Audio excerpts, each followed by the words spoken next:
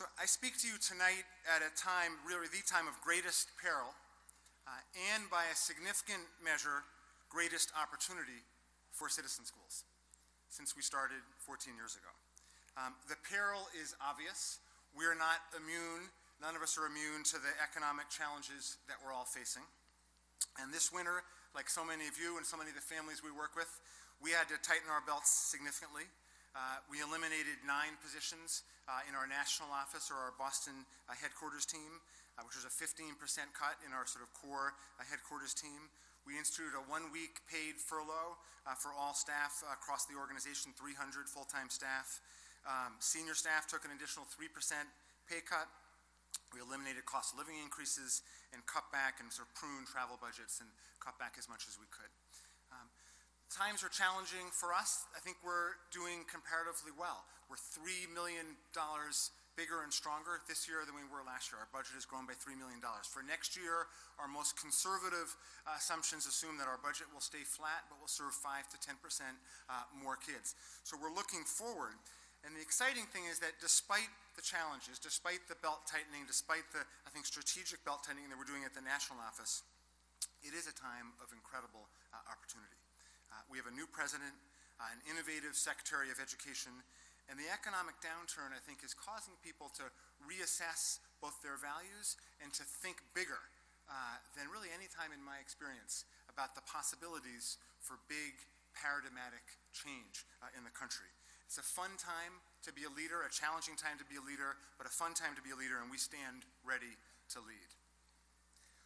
4 years ago, I got in a van with about 12 volunteers from citizen schools, and we drove down to Washington, D.C., and we testified as part of a 100-hour-long Save AmeriCorps public testimony. And we did that because AmeriCorps, one of the programs of the federal government that helps to support us, had gotten into a political fight, partisan political fight in Washington, and there was a proposal to cut the budget by 20%. So 15 of us went down, and we took the 12 midnight to 4 a.m. slot in the 100 hours of continuous testimony. Paul Begala from CNN was the moderator. And it was an incredible experience, and my times have changed. This last week, the House voted by a 3-to-1 margin. The week after, the Senate voted by a 4-to-1 margin to triple the size of AmeriCorps. And AmeriCorps is becoming a much...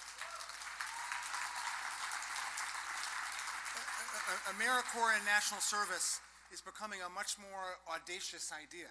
It's not just full-time people doing a year of service at citizen schools or City Year or Teach for America. It's an education corps of both full and part-time people focused particularly on education. It's a volunteer mobilization effort to mobilize part-time volunteers like the citizen teachers, David and others that you've met here tonight. It's an 8th grade summer of service. It's a focused effort to solve problems in the country, solve big problems like the high school dropout crisis. As one new example of what they're doing, they're creating a community solutions fund within the Corporation for National Service, which will be an effort by the federal government to put together $50 to $100 million a year, $250 to $500 million over 5 years, match that 1-to-1 with philanthropy, and then go out and seek some of the best organizations in the country that are getting great results and help them scale to new communities. And citizen schools, along with an amazing consortium of great nonprofit entrepreneurs, have helped put that together, drive it through Congress, and make it a reality. And we're hoping that a program like 8th Grade Academy, which we know our graduates from 8th Grade Academy, including the 2 Sharif Nada Legacy Award winners, we know that their peers have a 59% chance of finishing high school on time. They finish high school on time at the rate of 87%. The vast majority of them go on to 4-year colleges. They're doing well in those colleges, and it's those kind of demonstrable results that this program is designed to invest in and to grow and to make stronger. We can do great work with Secretary Duncan and great work with President Obama. They've been very clear about identifying 4 pillars of education reform. 1, consistent investment in high-quality teachers and new pathways to become high-quality teachers. 2, a focus on high and consistent national standards, so we know what all kids are learning, and it's the same across states. Three, a focus on investing in charter schools and other innovation. And fourth, a major focus on expanded learning time. And as he talks about expanding learning time, it's the way we talk about it, and we're excited about that. Secretary Duncan, was presented with an incredible gift, a $105 billion investment in education as part of the stimulus fund that passed a few months ago.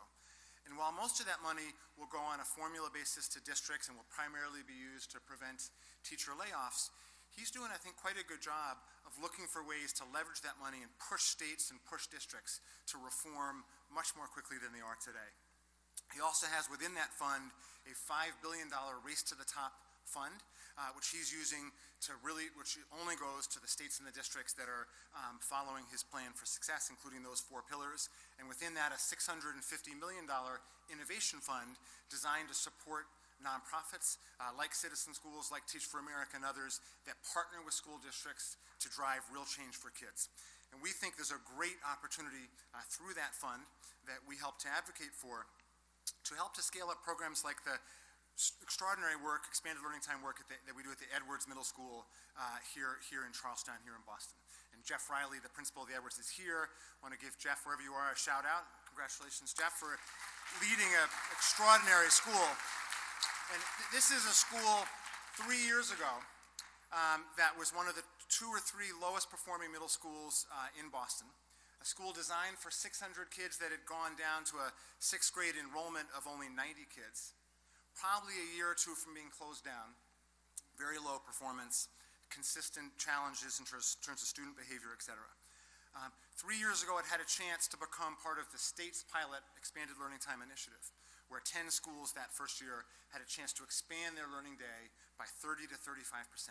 Bring in partners like Citizen Schools, bring in citizen teachers like David Mantis, and transform education. And indeed, that school has been transformed. The achievement gap between upper income schools, between the state average and that school, has been more than cut in half in just the last 2.5 years. For 8th graders who've been with the program from the beginning, the math achievement gap, 4/5 of that gap, has been closed. The proficiency rates of kids in 6th grade, which is the group that we particularly work with, have doubled over the last 2 years. And the school's on the move. It's also the only middle school in Boston to have a football team, a cheerleading team, and thanks to David Mantis, a rocket science apprenticeship.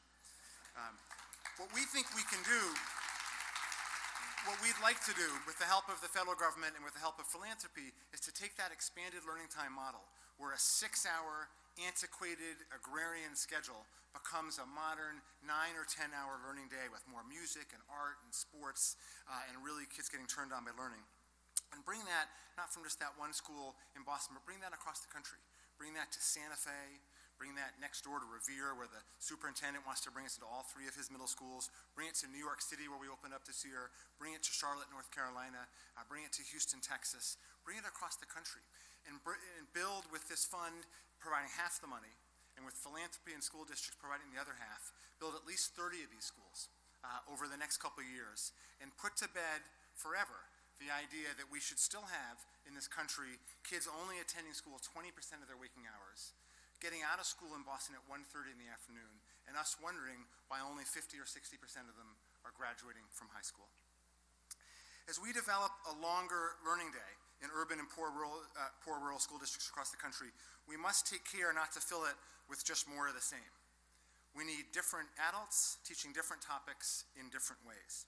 Some of them should be teaching fellows, young AmeriCorps members, or maybe retirees coming back to teaching, beginning their careers in education or finishing their careers as educators. But there should also be a role for millions of citizen teachers, some who might get a stipend and others who would volunteer. Why should kids only get to learn science from the certified full-time teachers currently in our schools? How about teaming them up with actual scientists for externships, internships, apprenticeships that could spark the creativity and the inventiveness of millions of children? I'm absolutely convinced that in the years ahead, Citizen Schools can not only help to reimagine the learning day for the country, as is beginning to happen, but also, which is long overdue as well, but also reimagine and broaden what it means to be a teacher in America. It remains for me an extraordinary privilege to lead this organization. You all in this room have helped us grow across America, and to change the lives of tens of thousands of children while beginning to shift the laws and the culture of the country. The days ahead will bring challenges and setbacks as well as great milestones, and I hope you will all step up and help us seize the day as boldly as we can. Now is not a time to be timid. The stakes are high for our country, and the times call for boldness, but also for quiet acts of leadership and generosity that advance our common ideals of community and of opportunity.